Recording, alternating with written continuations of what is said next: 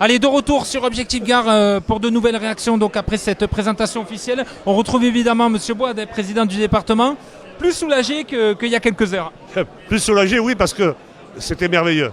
Quand je vois que ce contre-la-montre de Nîmes passe sur le pont du Gard, alors là, c'est ce qui pouvait nous arriver de plus beau. Là. Voilà. Justement, c'est magnifique, passage sur le pont du Gard. Est-ce que vous en savez un peu plus sur les villes qui vont être traversées J'en sais comme vous, pas plus, parce que la présentation, elle était quand même succincte. Mais il traverse Uzès. Voilà, hein, c'est ce qu'on a entendu. Ça aussi, ça me tient à cœur. Et après, le lendemain, cette étape qui départ du pont, ça va être formidable. Il y a les routes de l'étoile de Bessèges aussi qu'on a entendu parler. Et vous avez vu qu'il a parlé de l'étoile de Bessèges, cette course auquel je suis aussi très attaché. 48e édition, on va arriver sans problème en 2019 à l'organiser. Et là, c'est que du bonheur pour le cyclisme et pour tous les amateurs de cyclisme. C'est fabuleux d'avoir une étape 100% gardoise. C'est assez rare qu'un département, on aura 170 km où notre département sera au vu du monde entier. Et on va pouvoir, tous les téléspectateurs du monde entier vont pouvoir découvrir toutes les richesses de ce département et c'était bien là le but de ce Tour de France. Justement, vous avez déjà des idées d'événements que vous pourrez mettre en place pour promouvoir tous ces passages. Je sais que vous allez travailler là-dessus, notamment sur les villes qui seraient traversées. Mais... Vous savez aussi que je ne vais pas vous le dire, mais on y travaille beaucoup. Bon, vous le direz quand il faudra. Merci. Merci à vous. Bon retour à Nîmes.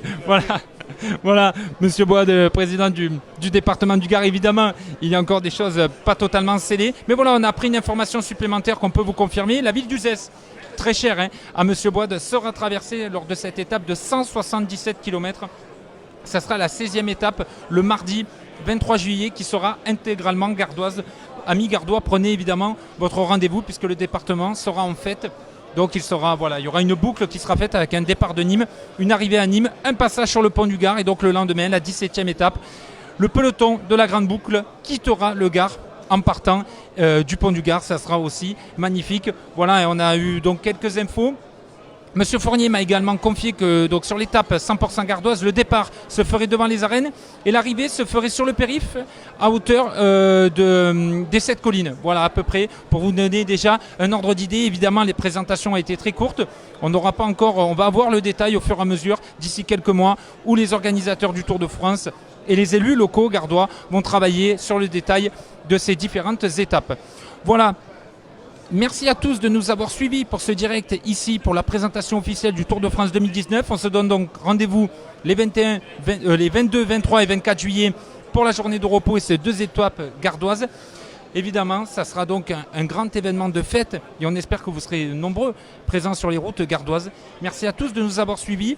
L'information continue notamment donc pour le Tour de France sur Objectif Gare. Vous avez déjà eu une alerte qui vous a été envoyée et puis vous aurez la présentation complète dans le fait du jour de demain consacré au Tour de France. Merci à tous de nous avoir suivis. L'information en direct continue sur Objectif Gare. Au revoir à tous.